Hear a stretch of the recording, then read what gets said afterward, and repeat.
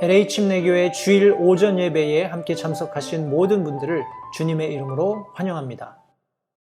오늘 말씀은 우연일까요? 우리 사무엘상 말씀 계속 저희들이 인물 중심 성경 공부를 이어가고 있는데 오늘 주제와 맞는 그런 말씀이 있어서 우리 사무엘상 4장 11절 말씀 가지고 오늘 특별히 Father's Day, 우리 아버지의 날 주일을 함께 보내도록 하겠습니다. 사무엘상 4장 11절 말씀입니다. 제가 하나님의 말씀을 받들어 읽도록 하겠습니다. 또한 하나님의 궤는 빼앗겼고 엘리의 두 아들 홈리와 비느하스는 죽임을 당하였더라.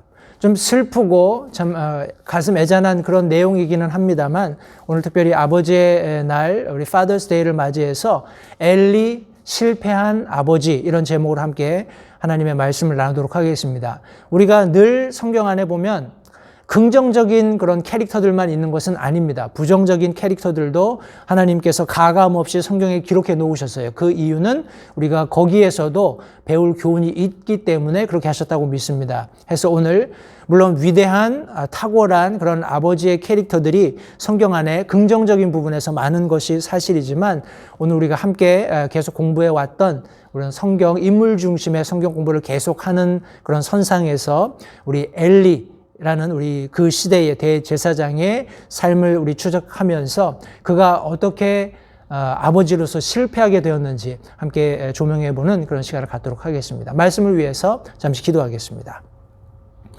살아계신 아버지 하나님 감사합니다. 오늘 복된 주일 사랑하는 성도들 한자리에 불러 모아주셔서 하나님을 예배함으로 또 하나님께 영광 돌림으로 우리의 삶의 가치를 다시 한번 재조명해 볼 수 있는 귀한 시간 허락해 주셔서 감사합니다. 성경 말씀과 같이 우리가 하나님 없이는 아무 일도 할 수 없다는 사실을 다시 한번 자각하는 그런 시대에 살고 있습니다. 하나님을 전적으로 신뢰하고 하나님을 믿는 믿음 안에서 살 때에만이 우리의 삶의 진정한 가치와 또 삶의 목적이 선명하게 드러난다는 사실을 우리가 매일 매 순간 배우며 살고 있습니다. 오늘 이 시간 다시 한번 하나님의 말씀을 통해서 우리의 삶을 조명함으로써 하나님 특별히 교회 안에 우리 아버지들의 삶이 성경 말씀을 통해서 밝히 드러나는 그런 귀한 시간이 될 수 있도록 선대해 주시기 원합니다. 말씀 전하는 소정을 주님께 의탁드리오니 주님께서 용처대로 사용하심으로 하나님 홀로 영광 받으시기를 이 시간 다시 한번 간절히 바라올 때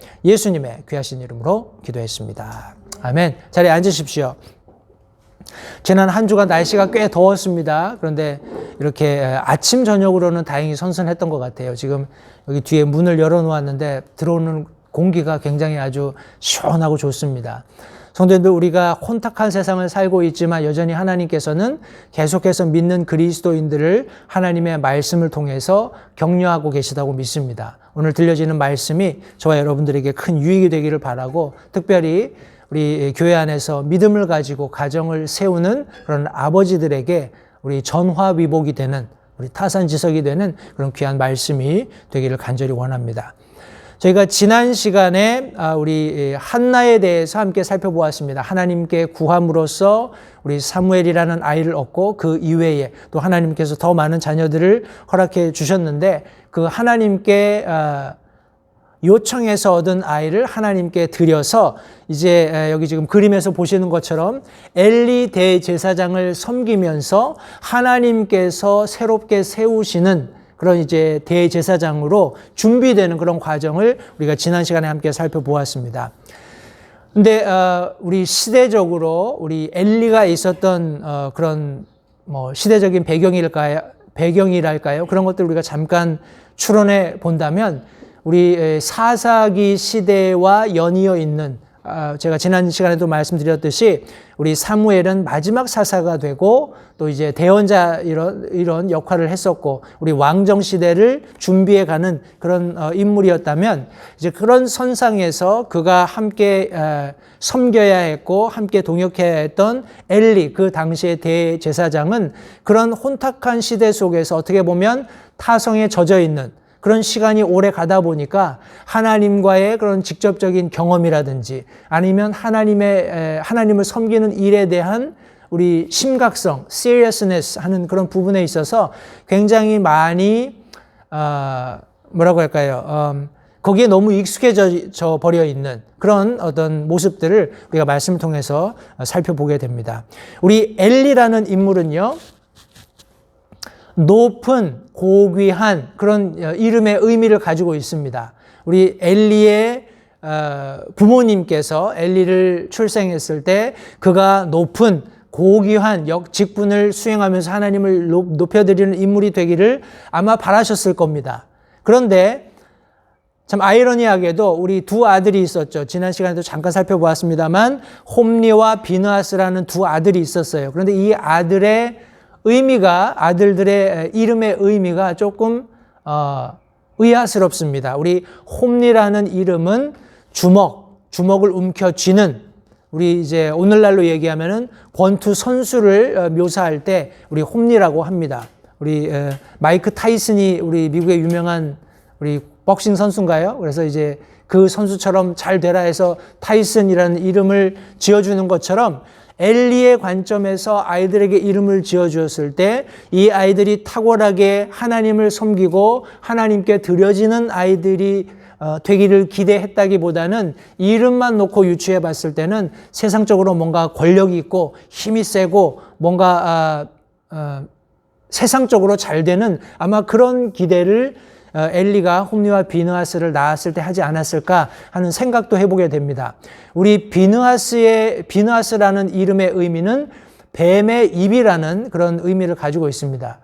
우리 좀처럼 우리 아이들에게 그런 이름을 지어주기가 그렇게 뭐라고 할까요? 믿는 사람 입장에서는 쉽지 않은 그런 이름이 아닌가 생각을 해보는데, 어찌되었건 간에 우리 엘리라는 이름이 높고 고귀한 그런 의미를 가지고 있다면 우리 홈리와 비느하스라는 이 두 엘리 제사장의 아들들은 조금 세큘러한 세속적인 그런 의미를 가지고 세상적으로 잘 되고 세상적으로 어떤 형통한 그런 아이가 되었으면 좋겠다라는 부모의 염원을 이렇게 담고 있다라는 그런 의미로 이해하시고 계속 우리 하나님의 말씀을 이어가겠습니다. 앞서 제가 잠시 설명드렸던 것처럼 우리 엘리 제사장이 직무하던 시대에, 우리 성경 말씀을 나중에 제가 조금 더 설명을 드리겠습니다만, 하나님께서 자기가 선택하셔서 자기 일을 맡기실 사람을 세우시는 그런 과정이 지금 성경에 묘사되어 있어요. 다른 말로 이야기하면 리더십이 공존하는 그런 모습을 보게 됩니다. 마치 이것은 사울이 왕으로 기름 부음 받은 이후에 하나님께서 다윗을 세우셔서 기름 부으셔서 사울을 이을 왕이 되게 하시는 것과 같은 그런 어떤 배경을 여기 지금 우리가 살펴볼 수 있습니다. 이런 공존하는 리더십이 있게 되면 10중 8구는 우리 후발하는 그런 리더십이 우리 앞에 있는 리더십에 의해서 공격받기 십상입니다. 그렇죠. 우리 사울과 다윗의 예를 보면 계속해서 사울은 자기 아들이었던 누군가요? 요나단이죠. 요나단이 왕위를 계승하는 것을 원했기 때문에 다윗의 출현을 달갑게 생각하지 않았습니다. 그래서 악한 영이 그를 지배할 때마다 어떻게든지 그를 죽이려고 했었고 그를 죽이려고 추격했었던 장면을 우리 사무엘상 말씀을 쭉 읽어보면 거기 계속 언급하고 기록되어 있습니다. 이런 어떤 공존하는 리더십이라는 것은 굉장히 위험한 상황을 많이 연출하게 됩니다. 여기 지금 엘리와 사무엘이라는 우리 왕이 아니라 제사장이라는 그런 직무를 놓고도 우리가 생각한데, 모르겠습니다. 하나님께서 그런 리더십이 공존하게 하셨을 때는 거기에 많은 우리가 배울 수 있는 교훈이 있기 때문에 그렇게 하셨다고 우리가 먼저는 이해할 수 있지만, 또 다른 의미에서는 엘리 대제사장이 가지고 있었던 그의 태도, 특별히 그의 직무에 관한, 그의 자녀 양육에 관한, 그리고 우리 후대에 전반적으로 대제사장이 당시로서는 이스라엘에 지대한 영향력을 미치고 있었기 때문에 그가 컨덕트하고 있었던, 그가 집행하고 있었던 그런 다양한 역할들이 하나님의 어떤 기대에 부응하지 않았기 때문에 하나님께서 하나님의 말씀, 자신의 말씀을 따르지 않는, 자신의 말씀을 거절하는 그런 대제사장을 물리치시고 새롭게 자신의 마음에 합한 대제사장을 세우는 그런 과정을 하나님께서 기록하신 것이 아닌가 하는 그런 생각을 해보게 됩니다. 성도님들, 제가 서두에 말씀드렸듯이 엘리는 여러 면에서 실패한 제사장이었고 실패한 아버지였습니다. 왜 그가 실패했는지 특별히 세 가지 영역을 오늘 이 아침에 함께 살펴보기 원하는데, 첫 번째 살펴보기 원하는 영역은 그의 사역입니다.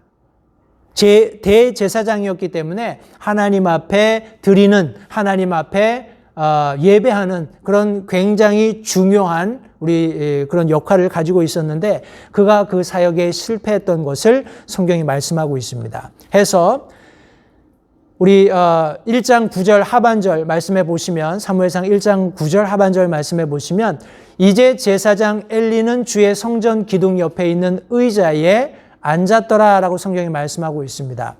또 우리 4장 13절 상반절 말씀에도 보시면, 그가 이를 때에, 우리 여기 전령입니다. 전투에서 패배했다는 소식을 가지고 온 전령이 이를 때에, 보라, 엘리가 길 옆에 있는 자기 의자에 앉아 기다렸으니 이는 그의 마음이 하나님의 괴로 인하여 떨렸기 때문이더라 라고 성경이 말씀하고 있습니다.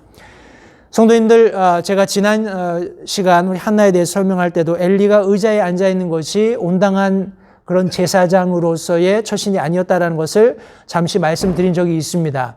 우리 나중에 사무엘상 4장 우리 이후에 이 소식을 전해 듣고 나서 엘리가 뒤로 넘어져서 목이 부러져서 죽는 장면을 설명하고 있는데, 그 설명 중에 하나가 그가 나이도 많았을 뿐더러 비대했다라고 말씀하고 있습니다. 물론 이제 연세가 드시면 살도 찌고 이렇게 거동이 불편해지는 것은 사실이지만, 하나님께서 주신 제사장의 직무를 수행하기 위한 그런 기본적인 개인적인 매니지먼트라고 할까요? 개인에 대한 매니지먼트, 그런 것을 우리가 추론해 볼 때 그렇게 비대해질 이유가 없다라는 겁니다. 항상 자기 자신이 하나님의 직무를 수행할 수 있도록 그런 정신뿐만 아니라 우리 육체적인 부분도 잘 관리하도록 성경이 명령하고 있는데, 그는 그것을 어떤 의미에서는 철저히 무시했기 때문에 이런 지경이 되지 않았나 하는 그런 생각을 해보게 되는 것입니다. 우리 신명기 말씀부터 제가 몇 구절 말씀을 보여드릴 텐데, 이 말씀에 보시면 신명기 10장 8절에 그때 주께서 레위 지파를 구별하사 주의 언약궤를 매게 하시고 주 앞에 어떻게 해서요? 서서 그분을 섬기며 또 그분의 이름으로 축복하게 하사 이날까지 이르게 하셨다라고 말씀하고 있습니다. 하나님께서는 그분을 섬기는, 특별히 레위 지파와 그에 속한 모든 하나님을 섬기도록 부름받은 사람들이 하나님을 서서 섬기도록 말씀하고 계세요. 신명기 18장 5절 말씀에서도 이는 주 내 하나님께서 내 모든 지파들 중에서 그를 택하시고 그와 그의 아들들이 영원토록 주의 이름으로 서서 섬기게 하셨기 때문이니라. 이것은 그냥 글자적으로 서서라는 의미가 아니라 실천적인 우리 행위의 부분에 있어서도 성전 안에서 섬기는 모든 일들은 서서 섬기게 되어 있다는 것을 다시 한번 기억하시기 바라요. 우리 열왕기상 8장 11절 말씀에 보시면 서서 섬기지 못하는 경우가 우리 성경에 기록되어 있습니다. 이 때가 어느 때였냐 하면 말씀해 보시면 제사장들이 그 구름으로 인하여 능히 서서 섬기지 못하였으니 이는 주의 영광이 주의 집에 가득하였기 때문이더라.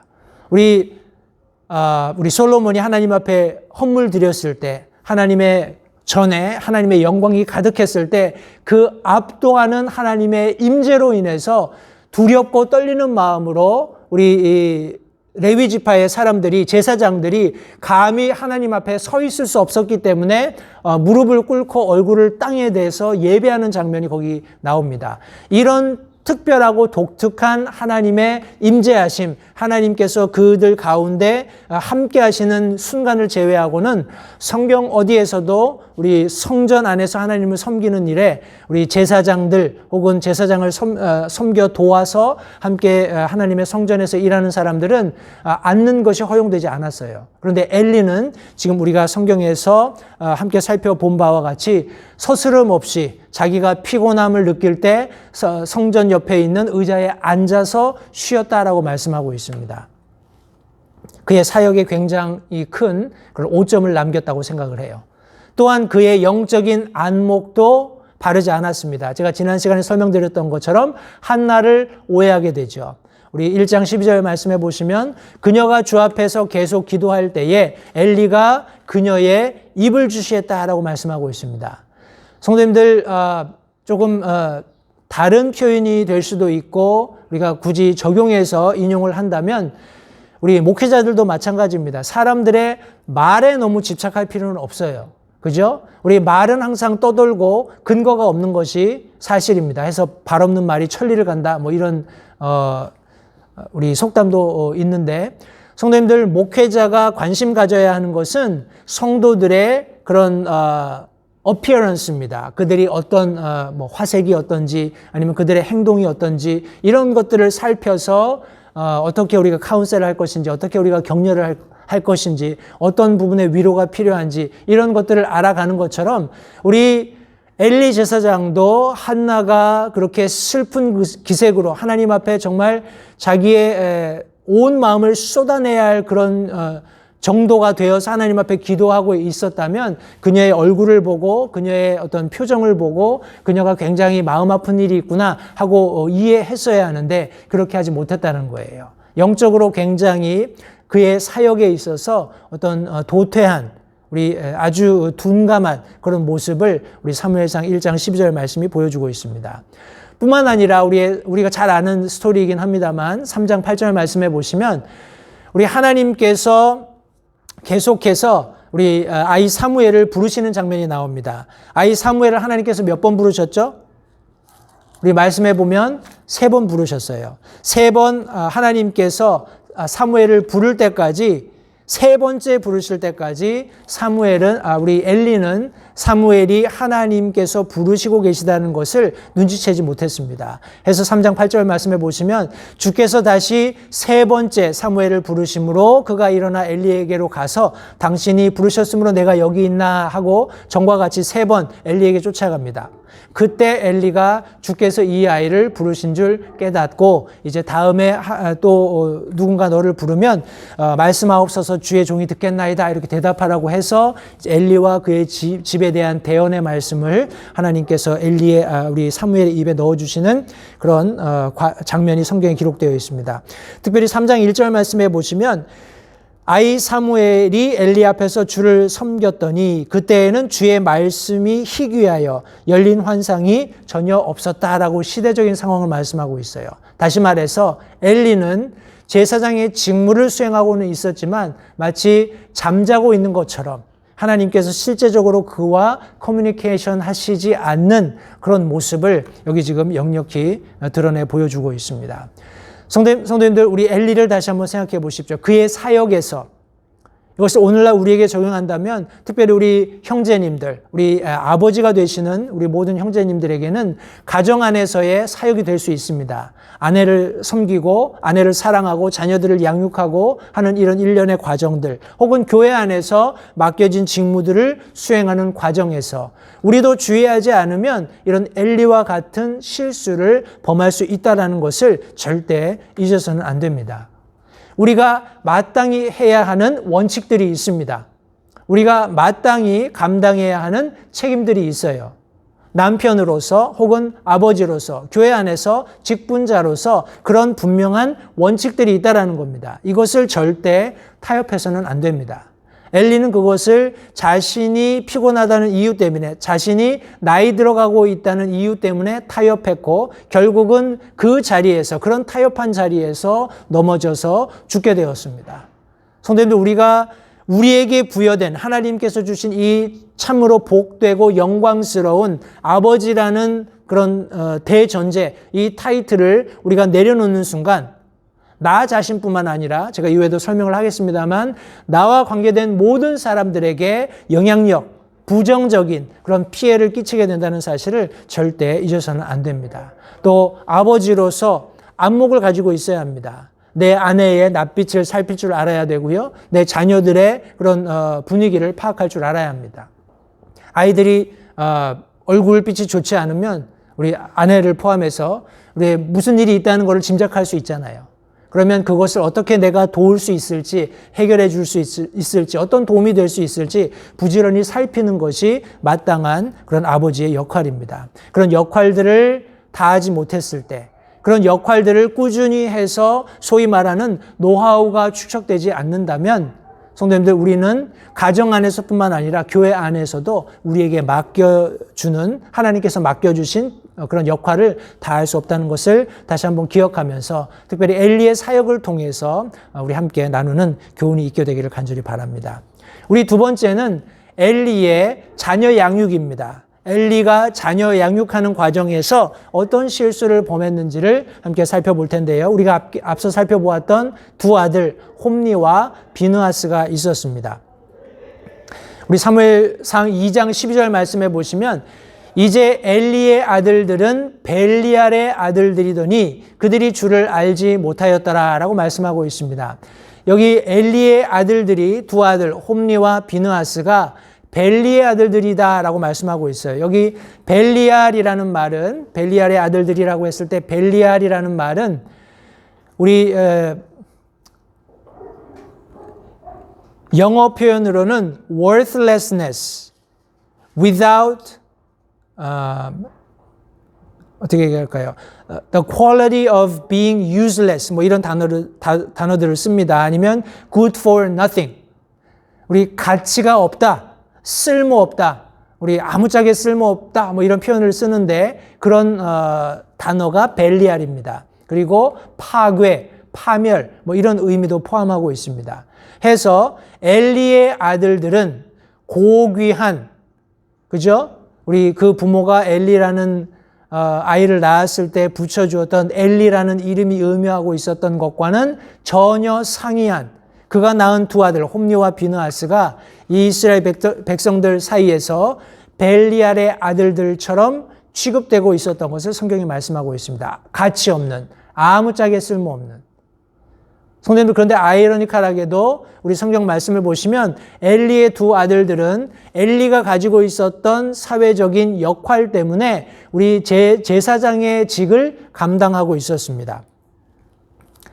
우리 계속해서 이들이 부정적인 영향을 미치는 것을 보게 되는데 우리 2장 13절 말씀을 같이 한번 보겠습니다. 2장 13절 말씀에 보시면 제사장이 백성에게 행하는 관습이 이러하였더라 라고 말씀하고 있습니다. 우리 13절부터 17절까지 쭉 말씀해 보시면 하나님께 드리는 헌물을 멸시하면서 이스라엘 백성들에게까지 부정적인 영향을 미치고 있는 엘리의 두 아들들이 설명되어 있습니다.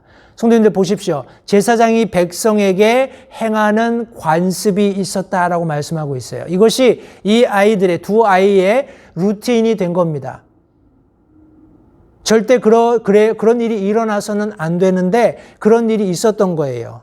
어떤 일이었냐 하면 여기 보시면 어떤 사람이 희생물을 드리고 그 고기를 삶을 때 제사장의 종이 살이 셋 달린 고기 갈고리를 가지고 와서 납작한 냄비나 솥이나 가마솥이나 깊은 냄비에 그것을 찔렀으며 그 갈고리로 끄집어내는 것은 제사장이 다 자기를 위해 취하였더라. 그들이 실로에서 거기에 온 모든 이스라엘 사람에게 이와 같이 행하더라 라고 말씀하고 있습니다.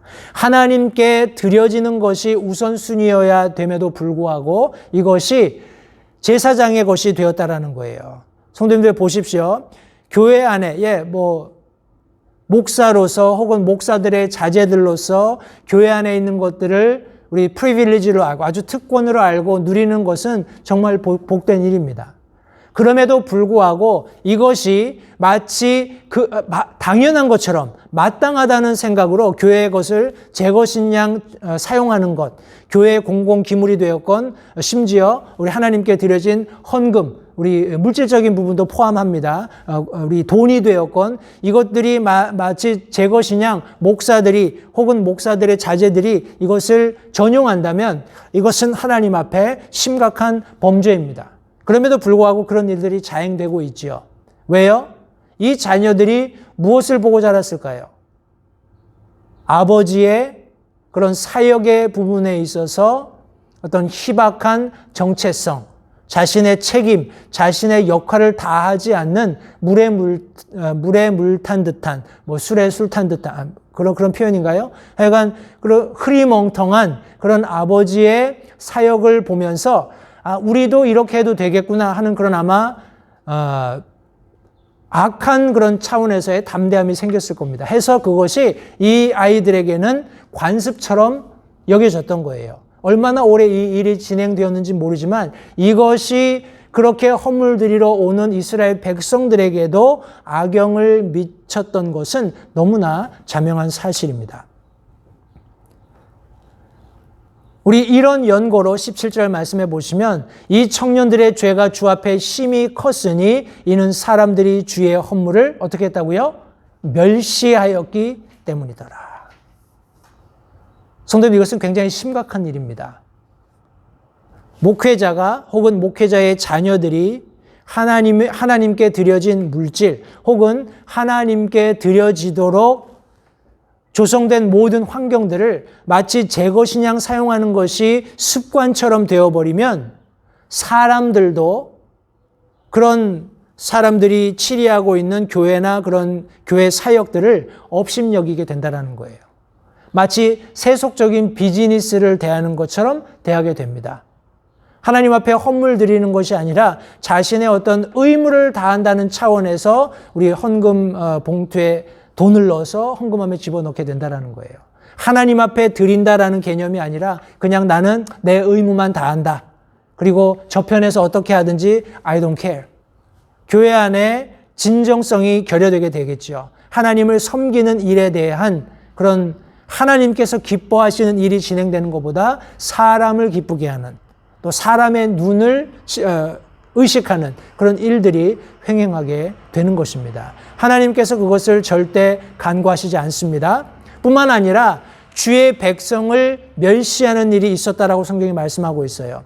2장 22절 말씀해 보시면 이제 엘리가 매우 늙었더니 그가 자기 아들들이 온 이스라엘에게 행한 모든 일과 그들이 회중의 성막문에 모인 여인들과 함께 누운 것을 듣고 회막에 함께 모인 여인들과 우리 은밀하게 내통해서 여인들과 함께 동침하게 되는 그런 악행, 앞서 말씀드렸던 하나님께 드리는 헌물을 먼저 취하는 것도 절대 있어서는 안 될 일이거니와 지금 여기 제사장들이 대제사장을 도와서 섬기는 제사장들 역할을 우리 집행하고 있었던 홈리와 비느하스가 그 성막문에 모여있는 여인들을 꿰어서 그들과 동침하는 일들까지 있게 되었던 것을 성경이 말씀하고 있습니다. 성도님들 보십시오. 엘리가 어떻게 그의 아들들을 훈계하는지 보십시오. 22절부터 25절 사무엘상 2절 말씀해 보시면 이렇게 기록되어 있습니다.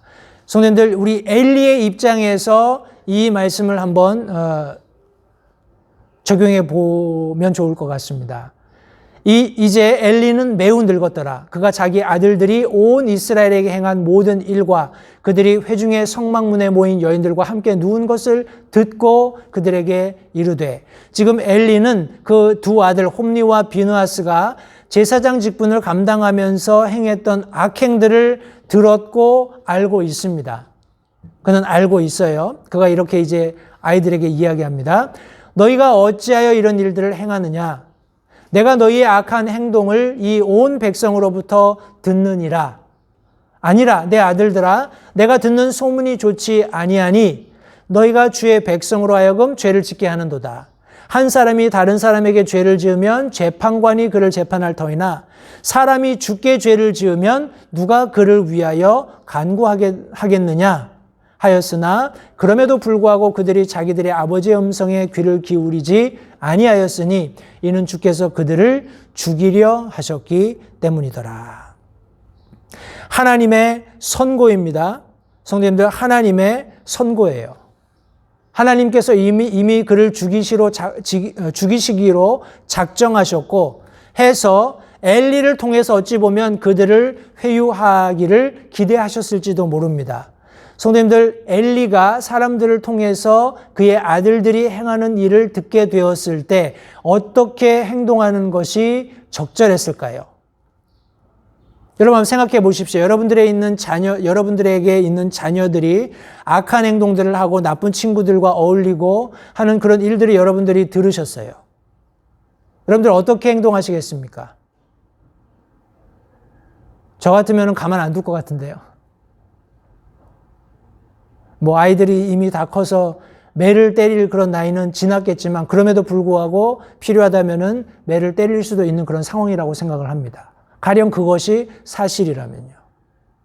단호하게 그 아이들이 그런 죄를 벗어날 수 있도록, 그런 죄의 유혹으로부터 벗어날 수 있도록 그들이 행하고 있는 일이 악한 것이고 하나님께서 그런 죄를 간과하시지 않는다는, 묵인하시지 않는다는 사실을 명확하게 인지시켜 줄 필요가 있었다고 생각을 합니다. 그런데 그는 그렇게 하지 않았습니다.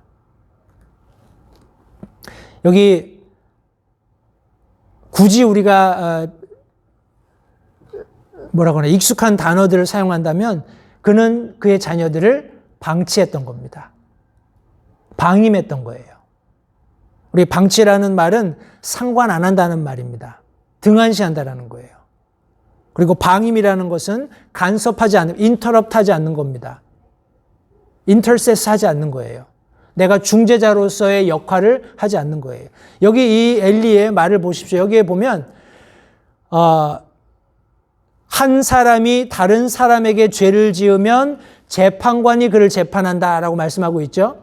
한 사람이 다른 한 사람과 이슈가 있으면 재판관이, 그죠? 사사들이 일어나서 그들 사람들 사이에서 중재를 한다라는 거예요. 그런데 지금 이 사람은 대제사장입니다. 대제사장이고 그의 두 아들들은 제사장이었어요.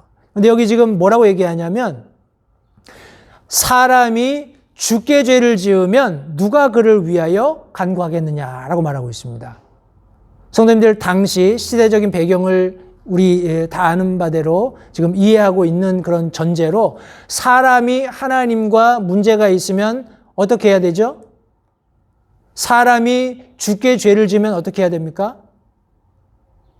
하나님께 희생물을 가지고 가서 내 죄를 희생물에 전가시키고 그 희생물에 피를 흘려서 하나님 앞에서 내 죄를 속죄하는, 그죠? 하나님 앞에 헌물을 드림으로써, 속죄 헌물을 드림으로써 죄를 용서함 받는 그런 일련의 과정들이 있었음에도 불구하고 자기가 해야 할 역할도 제대로 하지 못했을 뿐만 아니라 자기 아들들이 하고 있는 역할에 대해서도 어떻게 그들이 가지고 있는, 행하고 있는 범죄들이 정결케 될 수 있는지를 분명하게 아버지가 설명을 못 해주는 거예요.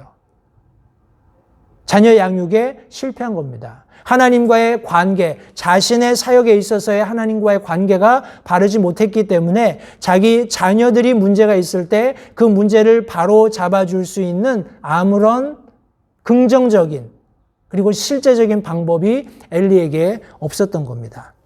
슬픈 일입니다. 해서 그는 오랫동안 그 아이들을 방치해 놓았습니다. 방임했습니다. 자기의 역할을 다하지 않고 그냥 아이들에게 맡겨두었어요. 니들이 알아서 해. 우리 3장 13절 말씀을 보실까요? 3장 13절 말씀에 보시면 여기 하나님께서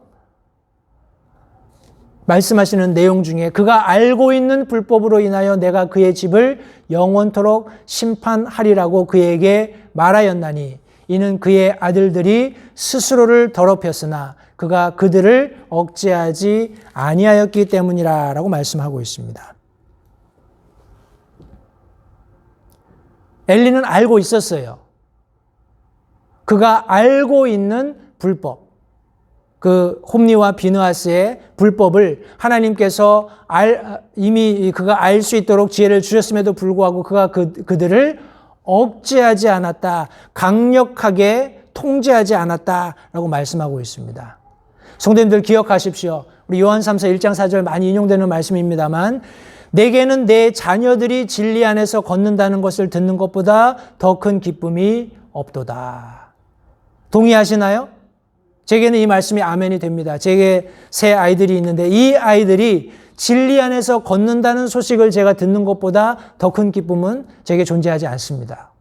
엘리에게도 동일했다고 생각을 합니다. 부모라면은 모두 동일한 그런 마음일 것이라고 생각을 합니다.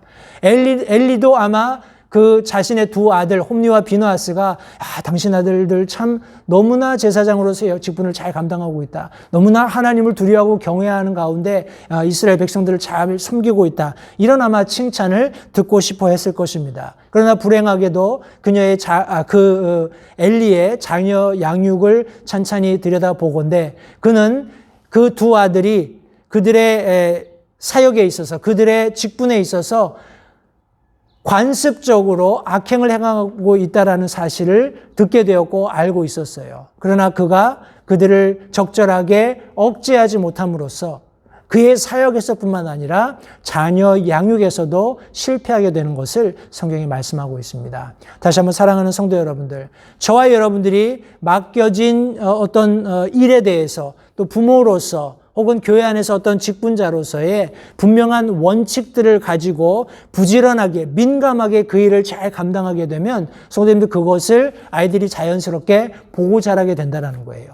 보고 자라는 아이들이 부모가 보여주는 어떤 삶에서의 행실들을 잘 뒤따라오게 되면 부지불식간에 그 아이들에게도 어떤 커스텀이 생기는 겁니다. 자연스럽게 행하는 행동들이 생기는 거예요. 주일날 교회 오는 것이 더 이상 낯설지 않습니다. 교회 와서 사람들과 반갑게 인사하는 것이 그 아이들에게 불편한 일이 아니에요. 그런 것은 자연스럽게 부모들이 끼쳐줄 수 있는 영향력이라고, 긍정적인 영향력이라고 생각이 됩니다. 그런 어떤 캐릭터가 형성이 되었을 때 비로소 이 아이들이 부모를 떠나 있을 때에도 다른 사람들에게 그런 자신이 받았던 사역 안에서 보았던 그런 아버지의 혹은 어머니의 모습들을 자기의 어떤 캐릭터로 잘 소화해서 이제 밖에서도 동일하게 그런 행동들을 하게 되는 겁니다. 그러면 그 아이들의 테스티머니를 우리가 듣게 되는 거예요. 이런 측면에서 성도님들 자녀 양육이 얼마나 중요한지, 아이들에게 문제가 있을 때 얼마나 우리 부모가 신속하게 그리고 아주 뭐라고 할까요? 강력하게 아이들을 바로 잡아 주어야 하는지 그런 내용들을 우리 엘리 제사장을 통해서 다시 한번 확인해 보게 되는 것입니다. 성도님들 우리가 끊임없이 아이들을 위해서 기도해야 될 뿐만 아니라 적절하게 아이들이 잘못할 때는 나이나 그런 어떤 상황과 상관없이 단호하게 성경 말씀처럼 억제할 필요가 있다는 사실을 다시 한번 기억하시기 바랍니다. 우리 마지막 오늘 본문 말씀 속에서 함께 나누기 원하는 것은 가계입니다. 우리 엘리의 후손들이죠. 우리 엘리의 후손들, 후대까지 엘리가 미치게 된 그런 실패했던 그런 내용들을 성경에 말씀하고 있는데 성도님들 보십시오. 하나님을 섬기는 데 있어서 한 사람의 실수 혹은 과실은 그 한 사람으로 끝나는 게 아닙니다. 우리 수년 전에 나왔던 책 중에 뭐 가계에 흐르는 저주 뭐 이런 책이 있었어요. 기억하시는지 모르겠습니다. 이게 뭐 크리스찬 커뮤니티 안에서도 굉장히 회자되었던 그런 주제의 책이라고 생각을 하는데 가계에 흐르는 저주. 그런데 이 말 자체가 우리 합의될 수 없는 우리 긍정적으로 그리스도인들이 받아들일 수 없는 이유가 되는 것은 하나님께서 그런 것을 허용하시지 않기 때문에 그렇습니다. 그죠? 우리 구약도 마찬가지고 신약도 마찬가지입니다. 혹자는 뭐 천대까지 뭐 하나님께서 죄를 물으신다 뭐 이런 이야기들을 하는데 하나님의 말씀에 의거해서 하나님께서는 그 사람이 지은 죄는 그 사람이 감당할 것이다라고 말씀했어요. 그 사람이 지은 죄 때문에 그 후대가 고통받는 것이 아니라 아까 제가 잠시 설명드렸던 것처럼 그 전 세대가 보여주었던 부정적인 하나님 앞에서의 행동들이 나도 모르는 사이에 아이들이 그것을 답습하는 겁니다. 그래서 변화 없는 삶을 살아가기 때문에 이 후대의 아이들까지 그런 하나님 앞에서 칭찬받지 못하는 하나님 앞에 저주받는 그런 삶을 살아간다는 그런 차원의 말씀인 것입니다. 그 사람의 앞길에 일어나는 모든 일들에 대한 책임이 있다는 것이 성경이 가르치고 있는 일반적인 그런 분명한 사실입니다.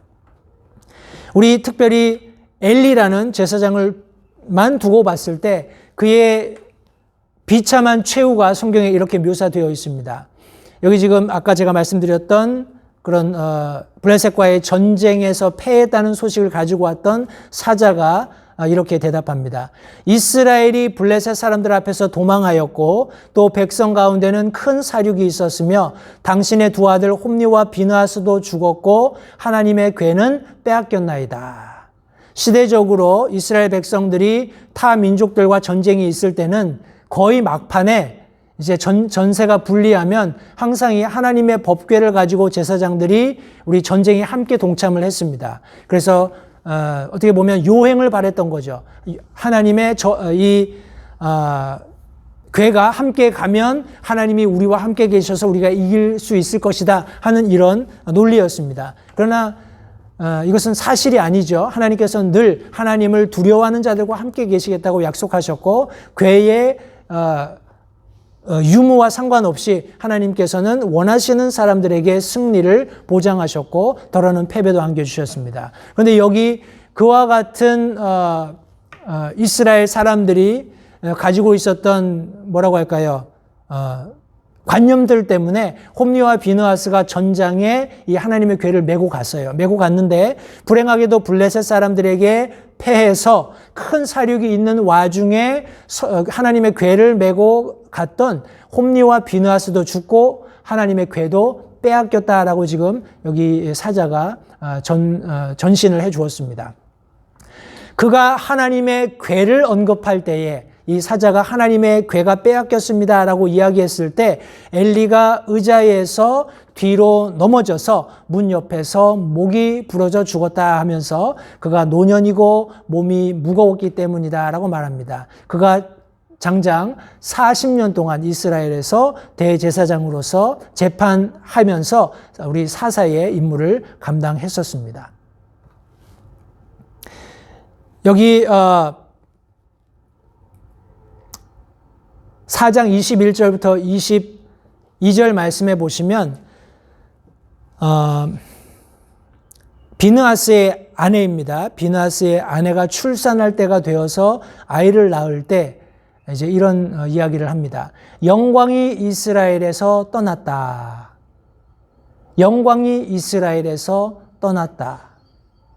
그리고 이제 막 출산하는 아이의 이름을 이가봇이라고 지어주었습니다. 이 의미는 여기 지금 성경의 말씀에 보시면 하나님의 궤를 빼앗겼고 자기 시아버지와 남편이 죽었기 때문에 이제 이스라엘에서 영광이 떠났다라는 그런 의미로 이 아이의 이름을 이가봇이라고 지어주었다고 말하고 있습니다. 또 우리 마지막 부분에 보시면 그녀가 말하기를 하나님의 궤를 빼앗겼으므로 영광이 이스라엘에서 떠났다.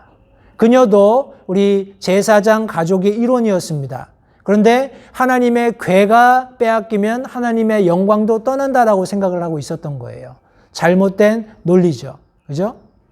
가정 안에 우리 아버지와 두 아들과 자부와 그 자녀들까지도 우리 이후에 보시면 이가봇이 나올 때 이 아이가 두 번째 아이입니다. 첫 번째 아이가 있었는데 우리 이런 일련의 가정 안에서 보았을 때 어떤 사역의 결여가 우리 자녀 양육을 실패하게 했고 자녀 양육의 실패가 결국에는 그 가게에 잘못된 그런 하나님을 예배하는 그런 마인드를 심어 놓았다라고 성경이 말씀하고 있는 겁니다. 우리 이가봇이라는 이런 이름의 의미는 수치스럽다. 불명예스럽다 그런 의미를 가지고 있습니다. 다시 한번 제가 부연해서 말씀드리거니와 별로 내 아이에게 그렇게 이름을 지어주고 싶지는 않은 그런 이름이에요. 이가봇, no glory, inglorious 이런 이름입니다. 수치스럽다, 불명예스럽다. 우리 사무엘상 2장 말씀해 보시면 27절부터 34절 말씀에 우리 사무엘이 아닌 다른 대언자가 와서 우리 엘리에 대해서 대언하는 내용이 기록되어 있습니다. 제가 그 말씀을 좀 읽겠습니다. 27절부터 있는 말씀인데요. 하나님의 사람이 엘리에게 나와 이르되 주가 이같이 말하노라. 내 조상의 집이 이집트에서 파라오의 집에 있을 때에 내가 그들에게 분명하게 나타났느냐. 이스라엘 모든 지파 중에서 내가 그를 택하여 내 제사장으로 삼아 내 제단 위에 헌물을 드리며 분향하고 내 앞에서 에봇을 입게 하였느냐. 이스라엘 자손이 불로 예비하여 드리는 모든 헌물을 내가 내 조상의 집에게 주었느냐. 너희가 어찌하여 내가 내 처소에서 명령한 내 희생물과 내 헌물을 발로 차며 내 아들들을 나보다 더 귀중히 여겨 내 백성 이스라엘이 드리는 모든 뭔가요? 예, 가르쳤네. 모든 헌물 중에서 가장 좋은 것으로 너희 자신을 살찌게 하느냐. 그러므로 주 이스라엘의 하나님이 말하노라. 참으로 내가 말하기를 네 집과 네 조상의 집이 네 앞에서 영원히 걸으리라 하였으나 이제 주가 말하노라. 내가 결단코 그리하지 아니하리라. 나를 존중히 여기는 자들을 내가 존중히 여기고 나를 멸시하는 자들을 소홀히 여기리라. 보라, 날들이 이르리니 내가 네 팔과 네 조상 집의 팔을 끊어 내 집에 노인이 하나도 없게 하리라. 하나님이 이스라엘에게 모든 복을 베푸는 중에 너는 내 처소에서 원수를 볼 것이요 내 집에 영원토록 노인이 하나도 없으리라. 또 네 제단으로부터 내가 끊어버리지 아니할 내 사람이 내 눈을 쇠약하게 하고 내 마음을 슬프게 할 것이요 내 집에서 출산하는 자가 다 꽃다운 나이에 죽으리라. 내 두 아들 홈리와 비느하스가 다 한날에 죽으리니 그들에게 닥칠 이 일이 내게 표적이 되리라. 하면서 이제 새로운 제사장을, 신실한 제사장을 일으키실 것을 하나님께서 대언하셨습니다.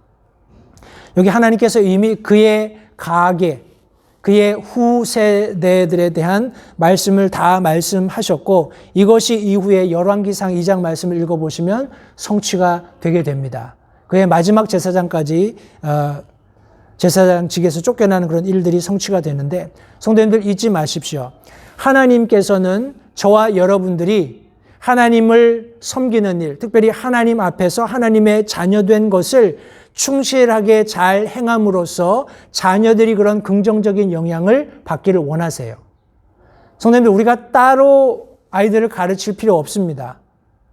우리 따로 아이들에게 어떤 시간을 할애한다거나 하나님의 말씀에 대한 레슨을 별도로 가르칠 필요가 없습니다. 가령 저와 여러분들에게 맡겨진 일을 충실히 다 하면서 그 일을 아이들과 동행할 때, 아이들을 데리고 그 아이들이 마땅히 보아야 할 것들을 내 삶을 통해서 보여주게 될 때, 성도님들 불필요한 그런 손실들을 우리가 막을 수 있다는 것을 잊지 마시기 바라요.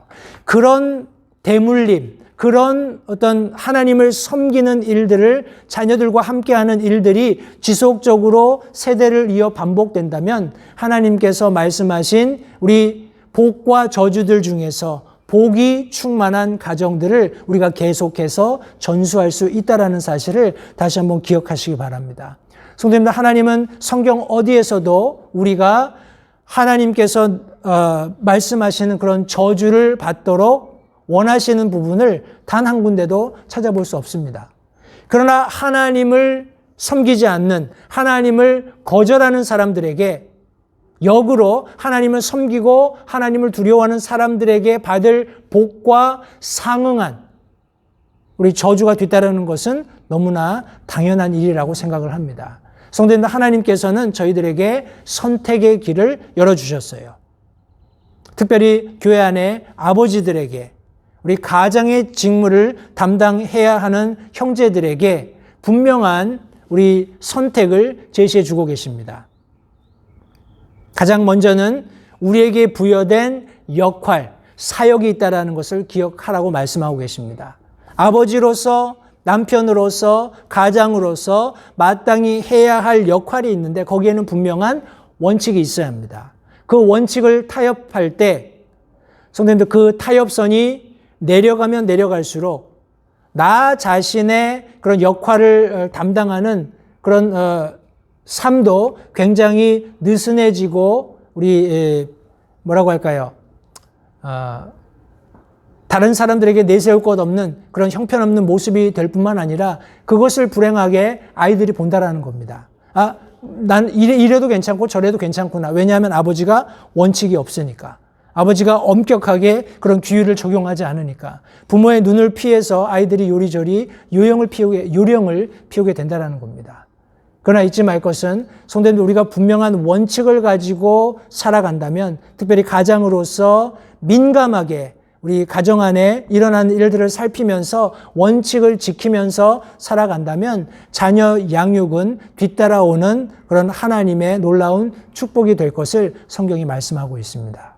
절대 간과해서는 되지 않는 죄들이 우리 가정 안에 존재한다는 것, 그것을 기억하면서 엄격하게 성경 표현대로 억제할 수 있는 그런 지혜가 우리 특별히 아버지들에게 있어야 함을 성경이 말씀하고 있는 것입니다. 그렇게 할 때 비로소 하나님께서 원하시는 자자손손 대대로 하나님께 복을 받는 그런 귀한 가정이 세워질 수 있다는 것을 다시 한번 기억하시면서, 오늘 우리가 엘리라는 대제사장, 시대적으로 여러 가지 혼돈스럽고 어떤 과도기적인 역할이었던 것을 우리가 잘 알고는 있지만, 그가 아버지로서 실패할 수밖에 없었던 여러 가지 원인들을 이 아침에 함께 살펴보면서 말씀 속에서 성도님들 교훈을 함께 얻을 수 있게 되기를 바랍니다. 다시 한번 이 아침에 우리 사랑하는 LH침례교회 모든 성도님들, 특별히 형제로서 아버지의 역할을 담당하시는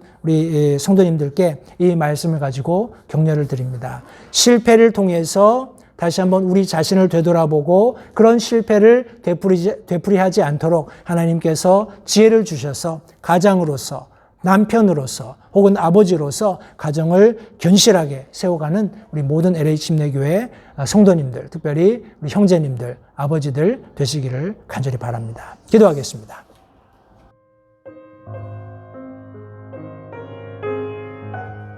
잠시 들으신 말씀에 따라 결단하는 시간을 가지시기 바랍니다.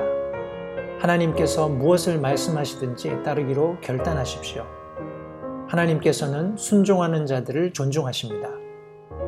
아직 예수님을 개인의 구주로 영접하신 사실이 없으시다면 자신이 죄인됨을 인정하며 하나님께 나오는 자들을 하나님께서 받아주신다는 확실한 말씀에 근거하여 다음과 같이 기도하십시오. 하나님, 나는 죄인입니다. 나는 내 죄로 인해 죽을 수밖에 없음을 압니다. 그러나 예수님께서 내 죄를 위해 십자가에서 피 흘려 죽으시고 사흘 만에 다시 살아나셔서 내 죄값을 모두 지불하셨고 내게 새로운 생명을 약속하셨음을 믿습니다. 지금 이 순간 예수님을 내 마음에 모셔드립니다. 내 마음에 오셔서 나의 주와 그리스도가 되어주십시오. 예수님 이름으로 기도했습니다. 다음과 같이 기도하셨다면 여러분은 성경 말씀대로 구원을 받으셨습니다. 계속해서 주 안에서 함께 자라가는 복된 교제가 있기를 간절히 바랍니다.